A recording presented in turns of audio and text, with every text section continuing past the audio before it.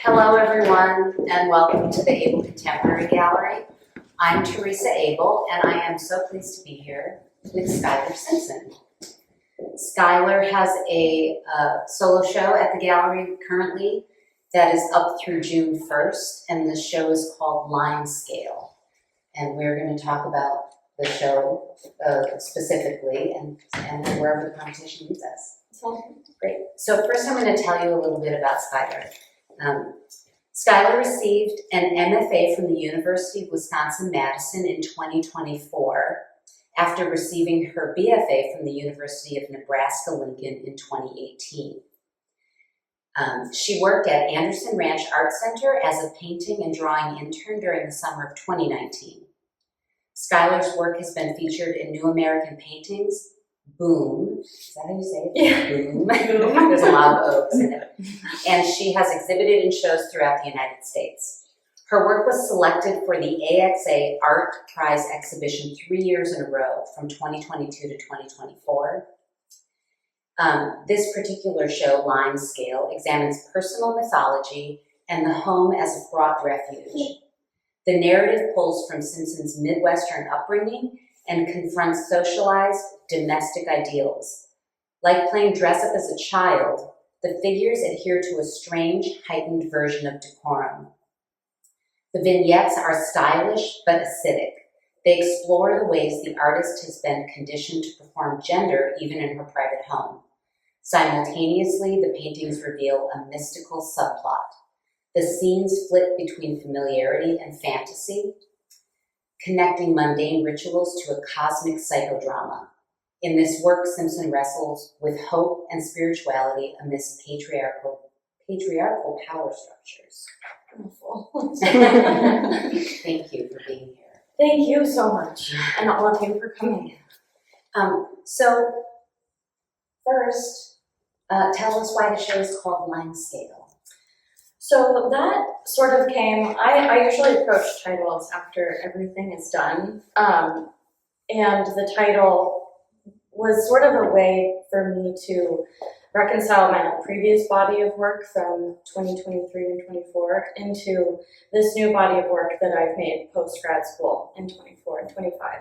So I was picking out all of the themes that kind of overlapped, and water kept coming up over and over. So Limescale seemed like a good way to touch on kind of the residual effects of something hanging around and leaving its mark, and also proof that life has been lived in a place, proof that there have been pools of water, which, like, to me, water is sort of like a portal.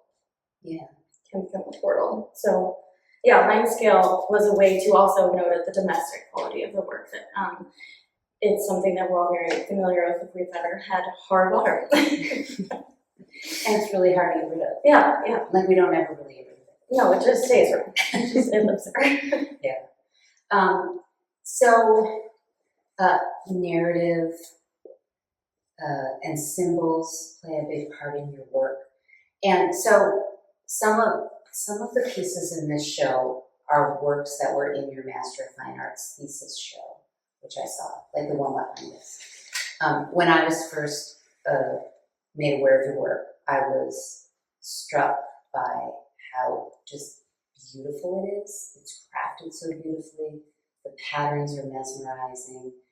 And then it's hard to stop looking at them. They're so compelling, because there's also something a little uncanny about the figures and the colors. And I know we had a great conversation in your studio about some of your inspiration for this work. So talk a little bit about that. And I know you specifically talked about The Shining. So yeah. Okay, so I first saw The Shining when I was 5. Oh, God. Not recommended, and I don't remember it very well. It was like a movie someone in my family played for me before bedtime. Again, not a bedtime movie. So I probably fell asleep, but it stuck with me so deeply. First of all, just through the point of view of the child, that I could relate to this experience through the eyes of someone that was my age. And also that this creation managed to combine something so horrifying into something so aesthetically and deeply beautiful, and I was like absolutely blown away by that. That like this thing that exists around us all the time. It's like the horror of life, and being able to like turn it like alchemy into a beautiful and memorable image.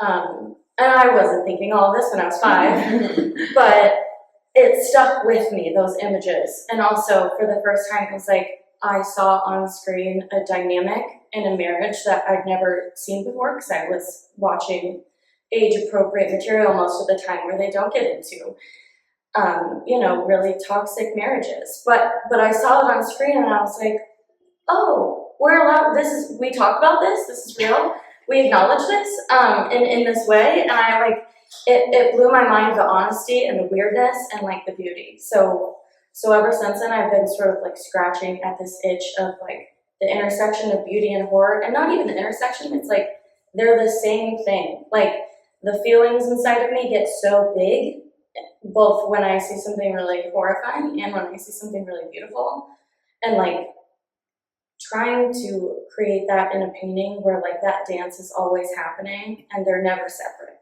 I'm really interested in that. Yeah. I mean, there's a lot of things that you do that are really intelligent in the paintings to create this tension. And I'm assuming all these things are very, very intentional. Like the color's really beautiful, but it's just a little weird, right? Mm-hmm. And the people look real, but not quite. It's not, I don't know, it's uncanny valley sort of, they're a little off.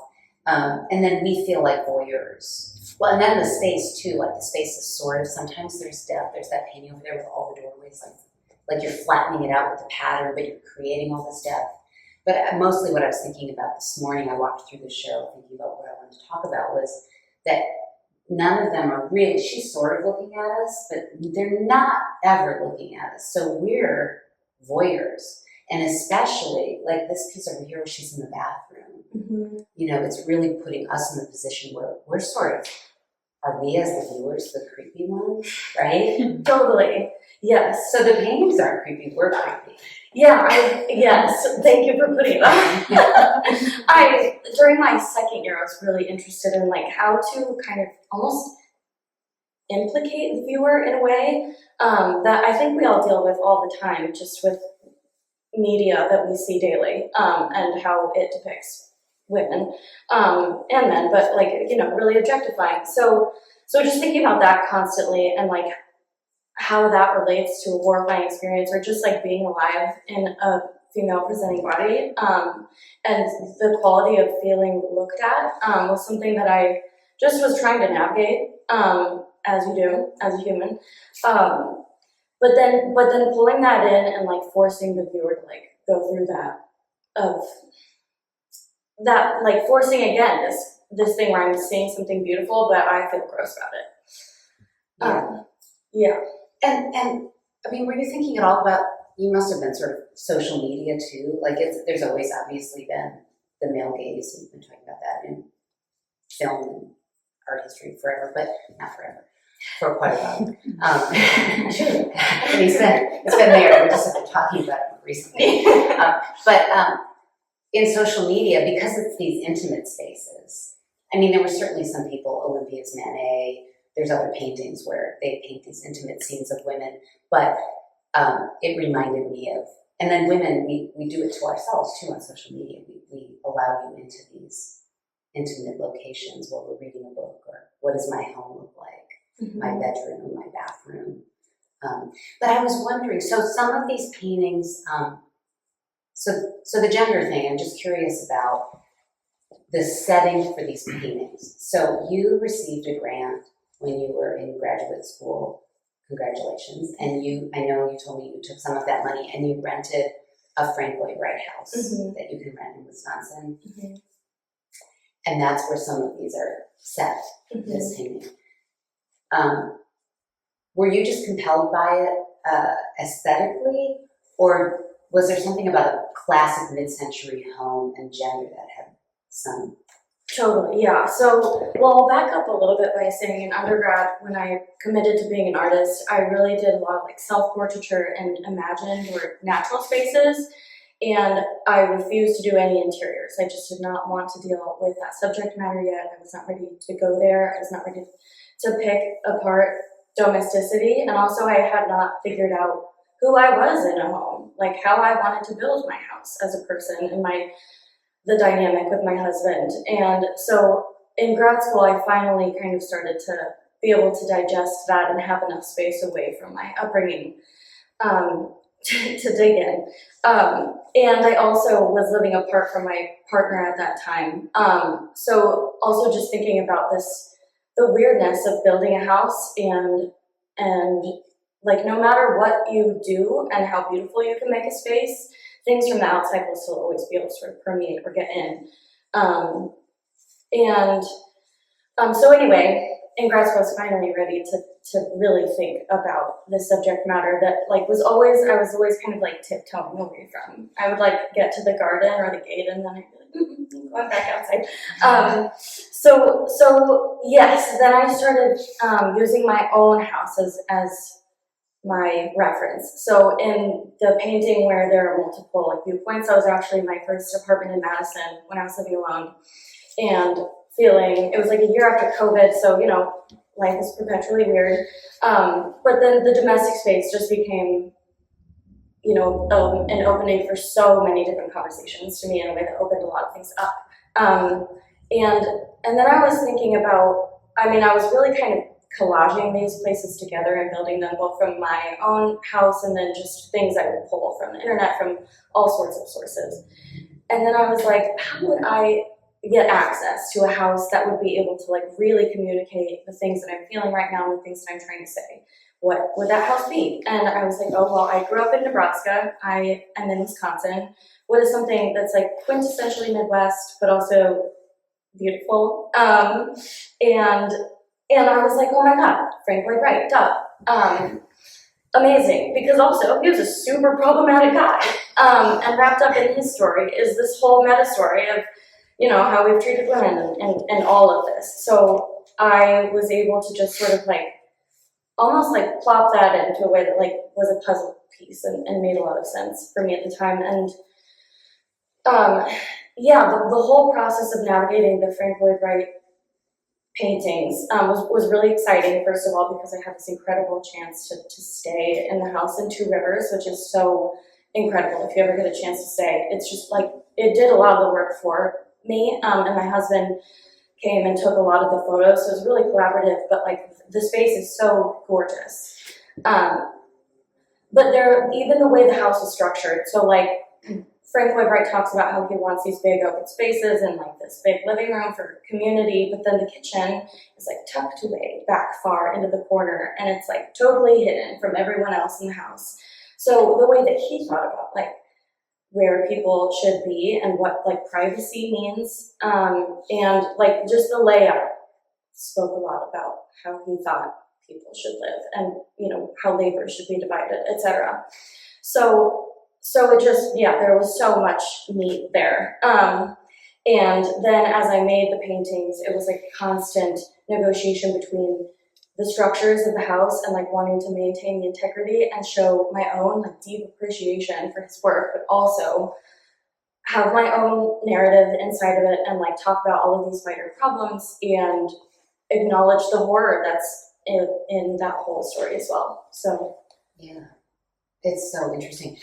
Let's talk about this one in particular, since it's right here, because there's so much going on. One of the things that and then I want to use it as jumping, I think this one has you use a lot of different media, and I want to talk about that too, but first, I'm just curious, what I love about this is there's a painting of yours in the painting. So, is that just kind of a little wink and nod, or is there something deeper to that? So, yes, there's something deeper, but it's a lot of things. I've heard some people say that they think that that's a mirror that's like reflecting the other side of the house, because that's also a room in the same house. And it's playing a lot with time and like the cyclical nature of, like, to me, this is the same person, but I don't need the viewer to recognize that or have it be that way. But just the similarities alone, you get this sense of weirdness where you don't totally know your place or the dynamic between these people. So yeah, I mean, part of it is just like these stories within stories that we create ourselves, about everything in the world around us. But I like to leave things relatively open-ended. Yeah. Narratively. Yeah. It's great. So a thing that so the paintings, these paintings are on a panel. And if you read the material line, you use oil, you use acrylic, you use gouache, sometimes you use flash, you use pencil, which I think is fascinating, and I think it's so smart of you. You know, as a painter, I thought to myself, I was never smart enough to think like, I mean, I use a few different things, but tell us about when you choose to use each one and why you use it. Yeah, so I don't usually go into an idea thinking about like compartmentalizing certain things in a painting based on a definition or, you know, what kind of paint I want them, what material how I want the sheen to be, etc. It's really an intuitive thing at first, and I don't think that is like, I don't think you should diminish like an aesthetic choice because it's just aesthetic. I just think intuition works in a way where the looking comes before the processing and the knowing. So I really trust just like on a visual level what is working. And then from there, I'm like, yes, this is like conceptually leading me here. So part of it is also just the selfishness of wanting to use every material because I get excited about them all and I love color and materiality. But I mean, there's always something different I'm trying to say with each object. So, I mean, if I render the face in oil, you know, part of that is to make it a little bit more understandable as a viewer. Like, I can make it look like a person. But then there's this sort of weirding that happens when I contrast that next to like a really flat paint surface. So, their clothing is made with flash, which is really matte paint and has some reflective quality. So when you see the work in person, it's sort of this like constant like jumping between the two and like trying to figure out where you stand. And to me, the process of even painting is like this process of taking something familiar and defamiliarizing it or like weirding it. And so even just the very subtle differences in paint and texture can do that for me, and I hope maybe the viewer. Yeah. Yeah.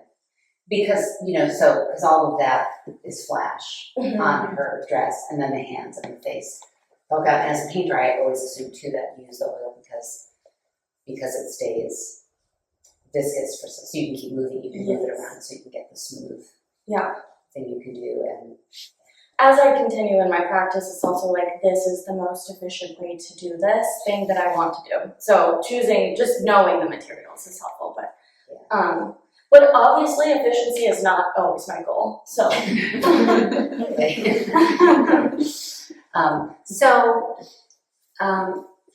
So again, the work in the Frank Lloyd Wright house, which is kind of obvious, the bathtub painting, the bathroom, even these, which are details of wood paneling, those are all from that body of work. And then there's this piece over here, which I can't think of the name of it right now. Cosmic Sea? Yeah, I think so. It's gray, so that's one of the newer paintings that you've done since you moved to Chicago. Mm-hmm. So talk about the transition, where your work is headed, and how it's related and comes out of this work. Yeah, so once I finished with the Frank Lloyd Wright body of work, I just needed to play. I needed to get out of all of the geometry and the measuring, and working within the framework of even a representational image started to feel really limiting to me. I was still having a lot of fun making that work, and like it was so satisfying to make, but it also felt like I knew what I was doing really well, and the kind of mystery wasn't in it anymore. I demystified it for myself. So then, just because of, you know, the transition of leaving grad school and moving to a new city, I felt really unmoored. And that translated in my practice to just drawing in my sketchbook and like finding my way through play. And color pencil really became this way for, rather than me to like translate a representational image, colored pencil allowed me to sort of like excavate something that I didn't even know was there. It was almost like carving for me in a way that like I haven't really experienced before with making something, where like the form would just sort of reveal itself the more I, and it sounds really mystical and part of it is and part of it isn't, but like truly it was just like my hand, I'm gonna let it do it at once. And then from there it was like trying to kind of rein that in so that I could somehow connect it to this work, which felt so grounded and so, you know, geometrical and like had these really clear boundaries and narratives. So the new work was like still dealing with a lot of the subject matter, or like internally that's where I'm at, but I'm finding a new way through it. And it's sort of like just finding that subject material from the other way in. Like I'm going in from the unfamiliar to try to find familiarity, as opposed to seeing something familiar and then weirding it and making it unfamiliar. You're starting with the weird. Yes. Because it takes you a while. You look at this and you're like, oh, it's floral, and then you're like, oh, that's a drain. It's a sink drain, and then that made sense with the bathrooms and then that piece has a house in it, but the house, I don't know, like you can't quite tell. It looks like is it going to be eaten by the plants? Is there something? Yeah. Oh, that's kind of. They're all self-portraits. That's really a portrait about going home to my parents' house. No, I mean just the complication of life. Of like, you know, you love your family deeply, but they also horrify you in so many ways. So yeah, truly, it's just right now my way of like processing the absolute hell that we live in a lot of ways, and like not even being able to deal with like representational imagery or real life, because I'm just like, peace out, I'm into the other world, but like it keeps pulling me back in. So yeah, it's this constant like negotiation. Yeah. Do you have siblings? 2 older sisters. And is anyone in your family, your parents, siblings, in the arts? No. You're the outlier? Yeah. And how do they respond to your work? They're usually really positive because they recognize the labor that goes into it. But they can. Yeah, I'm honestly, I don't know. It's like I can't even hardly verbalize a lot of how I relate to it. You know, sometimes. So I don't really have that expectation of them. It's also material that's close to them just because it's close to me. So in that way, it might be complicated, but they're very positive about how, you know, my career and, you know, the work that I make. But we don't usually dig too deep in, and that's part of the whole thing, is that a lot of the people tiptoe around the things that are the problem. But if it's pretty, then it's fine. We can just cover up these issues and not talk about it. Let's sweep it under this really pretty rug. Yeah.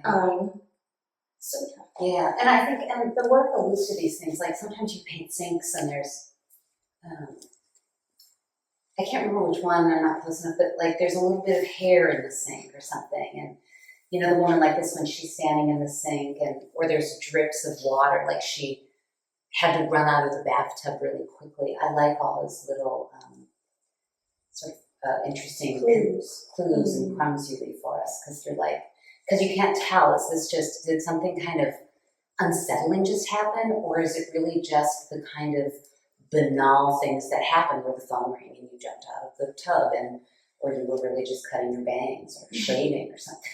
Yes. And you don't know if it's just really boring or really heightened craziness happening in this person's life. Just why painting is so exciting to me as a medium, a thing, because it's just a static image, but as viewers we bring the movement, the narrative, the everything. So it's never just a static image, it's the before and this moment now and the after, but like the narrative is just like all of the stuff around the image. Just that like constant questionings is what I'm after, like that, like not solid footing. Yeah. Thank you. The work is just, it's so beautiful and intelligent and compelling. Thank you. Thanks. Questions? I have, it's more of a question or observation. One thing I like on the artist talks, like I see it differently. Especially, I would have never guessed The Shining. And now I bring that perspective into looking at that painting behind me, and especially the Frank Lloyd Wright held on the kind of the grandeur of the resort of The Shining. So now I see that parallel, and now I see the creepy Diane Arbus twins, and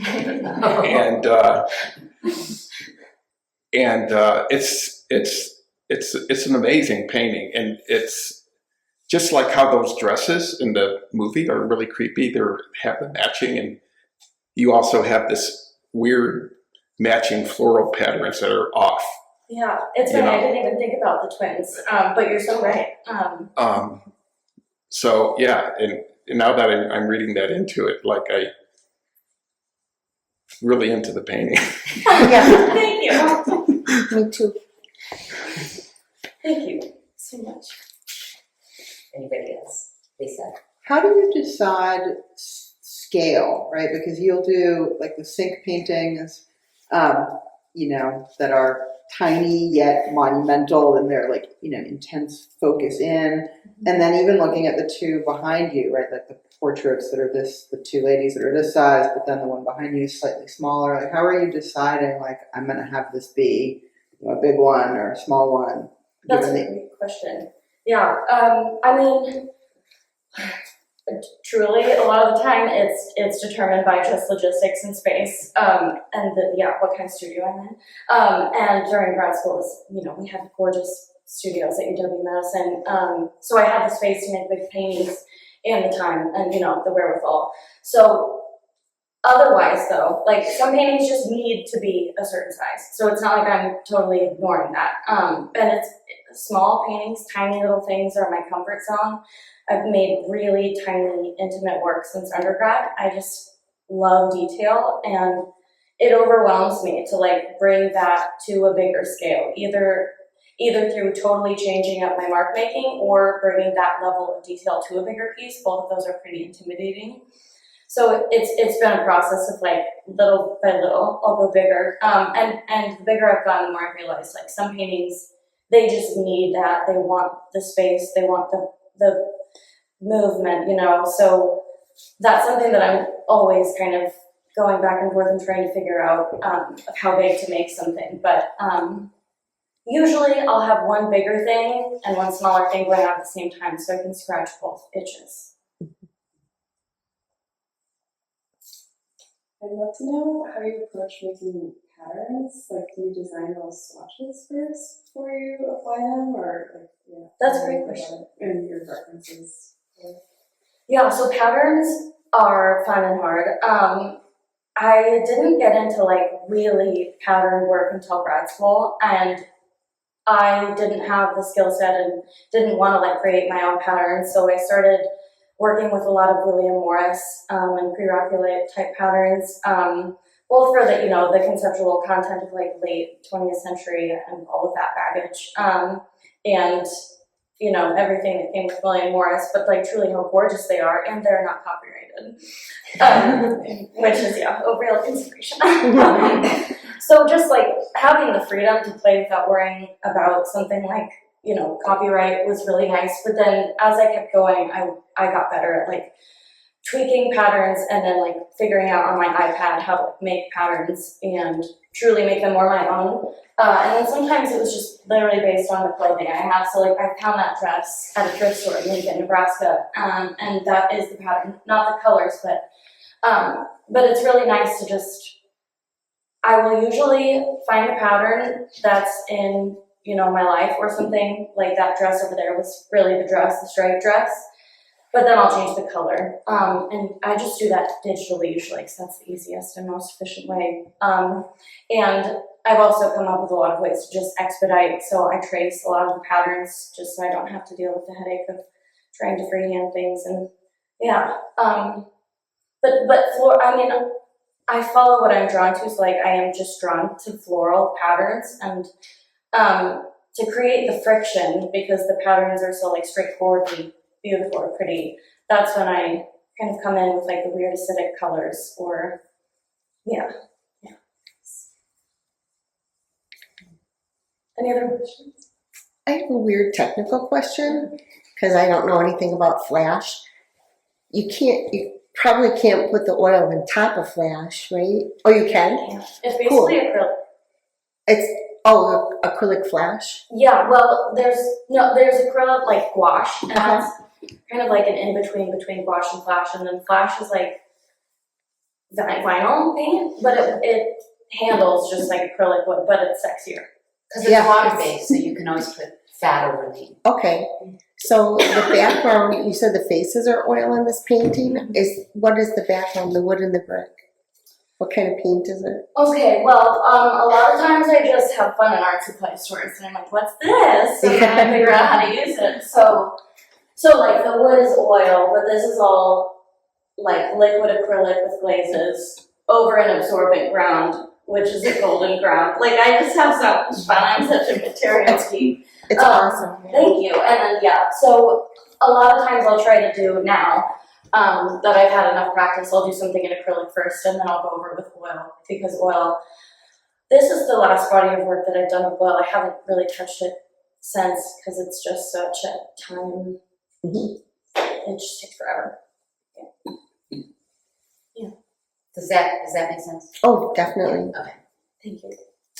During your MFA, was that kind of when you discovered your pieces were about performing gender, or like what was that process for you? Because you said you always did self-portraiture, but I'm curious how you found how that was connected with like domesticity. Yeah, that's a really good question. I would say, so in undergrad I was doing a lot of self-portraiture and in like outdoor spaces, so I wasn't very ready to like confront the kind of more obvious relationships between like power structures and domesticity and patriarchy, but I was still like thinking about those things. Just I think by painting the female form, you're already in that territory because we exist in that territory.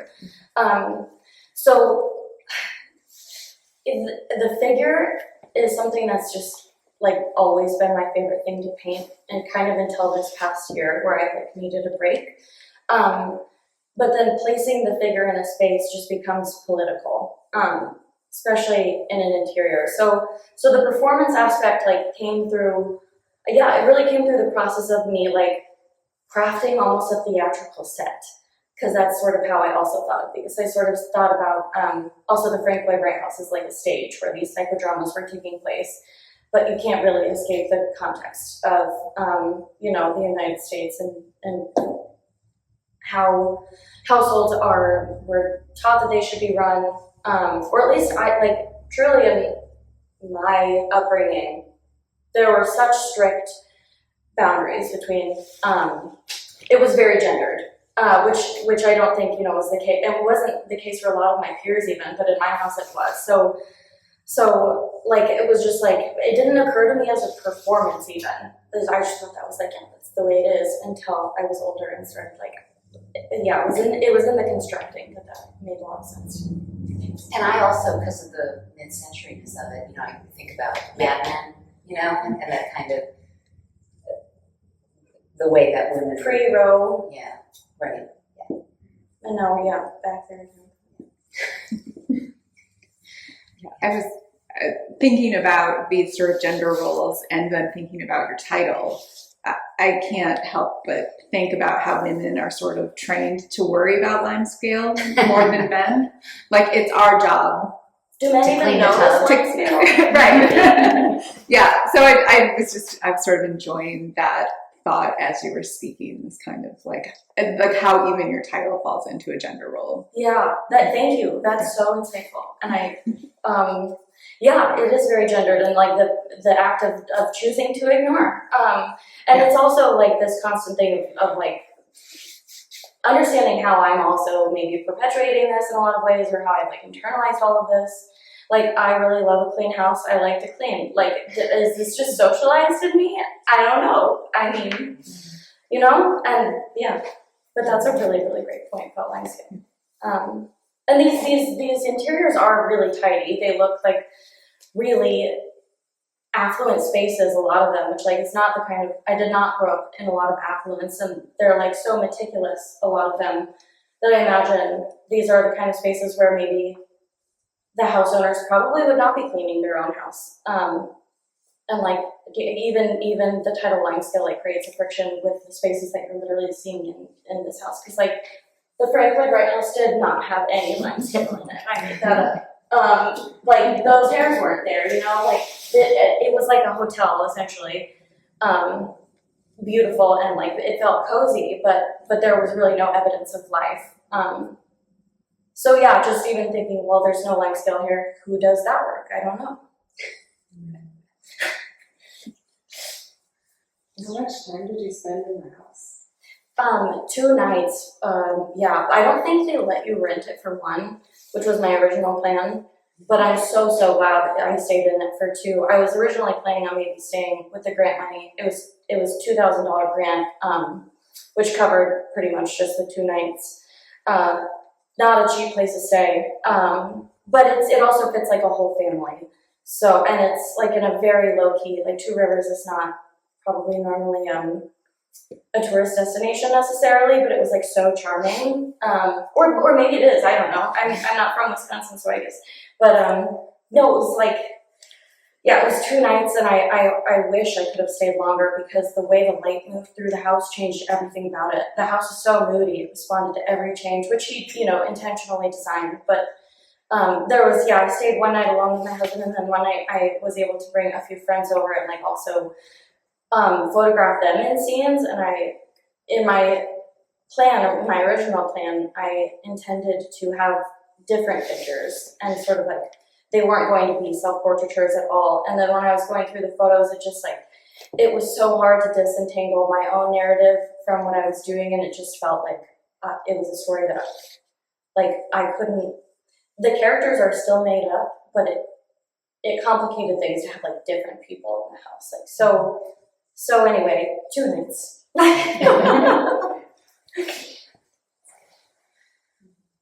Time well spent.